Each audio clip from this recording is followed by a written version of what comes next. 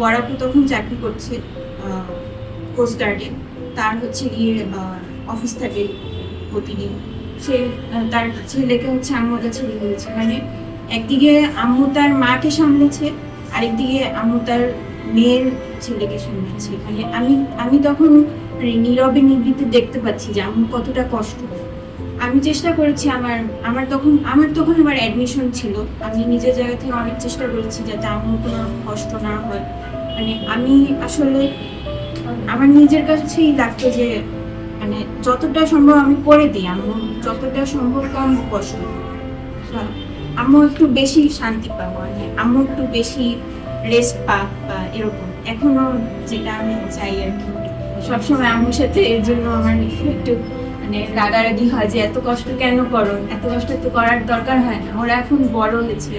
মায়েরা কোনো কষ্ট ছাড়া কখনোই থাকতে পারবে না। বুঝে একটু আগে বললাম না যে সকালে আম্মু উঠে বললো যে তুমি কেন করেছো, আমি তো করে ফেলবো।